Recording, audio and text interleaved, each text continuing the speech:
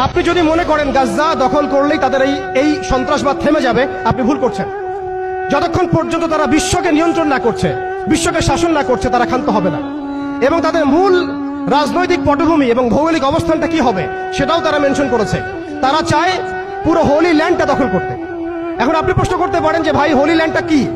উত্তর হচ্ছে, হোলি ল্যান্ড হচ্ছে সেই জায়গা ইরাকের ইউফ্রেটিস নদী থেকে শুরু করে মিশরের নীল নদ পর্যন্ত। আই রিপিট, ইরাকের ইউফ্রেটিস নদী থেকে শুরু করে মিশরের নীল নদ পর্যন্ত এই পুরো জায়গাটাকে বলা হয় হোলি ল্যান্ড, অর্থাৎ পবিত্র ভূমি, আরদুল মুকাদ্দাসা। কোরআনে বলা হচ্ছে আরদুল মুকাদ্দাসা, ওদের স্ক্রিপচারে বলা হচ্ছে হোলি ল্যান্ড। তাদের মিসাকে ইহুদিরা বলছে মিসায়া, এবং খ্রিস্টানরা নাসারারা বলছে অ্যান্টিক্রাইস্ট। যাকে আমরা চিহ্নিত করছি সে হচ্ছে মাসিহুদ দাজ্জাল। তারা এই হোলি ল্যান্ডটাকে স্বাধীন করতে চায়। তারা মিশরের নীল নদ থেকে শুরু করে ইরাকের ইউফ্রেটিস পর্যন্ত পুরো জায়গাটাই দখল করতে চায়। আপনারা যদি মনে করেন গাজা দখল করার পর তাদের এই হামলা থেমে যাবে, আপনি ভুল করছেন। তারা ততক্ষণ পর্যন্ত ক্ষান্ত হবে না যতক্ষণ পর্যন্ত তারা হোলি ল্যান্ডটা দখল না করছে। এবং শেষ জামানায় যে বৃহত্তর মালহামা বা মহাযুদ্ধের কথা বলা হয়েছে, সেই যুদ্ধ হবে ইরাকের ইউফ্রেটিস নদীর সোনার পাহাড়কে কেন্দ্র করে। আস্তে আস্তে সময় সেদিকে এগিয়ে যাচ্ছে। তাহলে তাদের উদ্দেশ্যটা কি? তাদের উদ্দেশ্য হচ্ছে হোলি ল্যান্ডটাকে দখল করে সেখান থেকে তারা দাজ্জালের শাসন কায়েম করতে চায় সারা বিশ্বে। কারা চায়? জায়নিস্টরা চায়।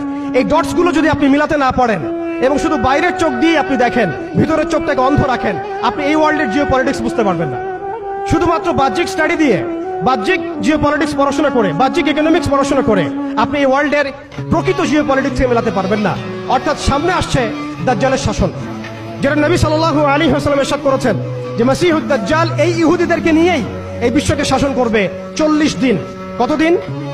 40 দিন। এবং তার প্রথম দিনটা হচ্ছে 1 বছরের সমান, দ্বিতীয় দিনটা হবে 1 মাসের সমান, এবং তৃতীয় দিনটা হবে 1 সপ্তাহের সমান। বাকি দিনগুলো হবে আমাদের দিনের মতোই। এই কথাটা আমাদের প্রিয় নবী মুহাম্মদ রাসূলুল্লাহ সাল্লাল্লাহু আলাইহি ওয়াসাল্লাম তার পবিত্র জবানে বলে গিয়েছেন বিধায় বিশ্ব এদিকে এগিয়ে যাচ্ছে। এরপরে কি হবে সেটাও প্রিয় নবী সাল্লাল্লাহু আলাইহি ওয়াসাল্লাম আমাদেরকে জানিয়ে গিয়েছেন। এইটা আমাদের আশার জায়গা। আমি যে শুরুতে বলেছিলাম যে আমাদের এই সমাবেশটায় আমাদের ফজিলত, আমাদের গুরুত্বটা বেশি তাদের চাইতে। আপনি জানেন এর সমাধান জিহাদ, আপনি যেতে পারছেন না। আপনি জানেন তার সমাধান হচ্ছে সামরিক আগ্রাসন, আপনি চালাতে পারবেন না। আপনি জানেন এর সমাধান হচ্ছে তাদের পুরো শক্তিটাকে শেকড় থেকে কেটে ফেলা, আপনি এটা করতে পারছেন না। কারণ ভবিষ্যতের দিকে পৃথিবী এগিয়ে যাচ্ছে। এরপরের কথা আছে, নবী করিম সাল্লাল্লাহু আলাইহি ওয়াসাল্লাম বলেছেন এই দাজ্জালের শাসন চিরস্থায়ী হবে না। এটাই হচ্ছে আমাদের আশার জায়গা এবং তরুণ প্রজন্মকে এটাই আমরা শেখাতে চাই, জানাতে চাই। এই দাজ্জালের শাসনটা চিরস্থায়ী হবে না। নবী সাল্লাল্লাহু আলাইহি ওয়াসাল্লাম বলেছেন দাজ্জাল এবং তার অনুসারীরা যখন বিশ্বকে শাসন করার দিকে এগিয়ে যাবে, আল্লাহ রাব্বুল আলামিন তাওহীদ পন্থীদের এই কালিমা পতাকার কাফেলা গঠন করবেন ইনশাআল্লাহ।